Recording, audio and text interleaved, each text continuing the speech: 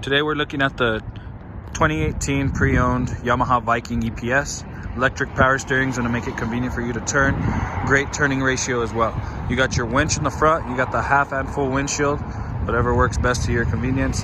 Got a roof on there too, so it's going to protect you. Have to have a roof on these things. 3-seater, so you could take the family out, or you could use it for a great work utility vehicle.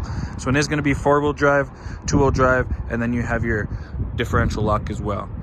As you can see, it has nice ground clearance, so you're going to be able to, get around rocky spots or any tough spots like that on these guys with the 27-inch brand new tires on it as well. You got your dump bed, makes it convenient for you to use if it's that work purpose, or if you need a carry thing in the back as well. You could install a hitch on the back. This one has great pulling power too. But all around, guys, great vehicle here at Las Cruces Motorsports, or you could check out all the information on it, like miles and all that stuff, on motorsportsofnewmexico.com. Thank you guys for today.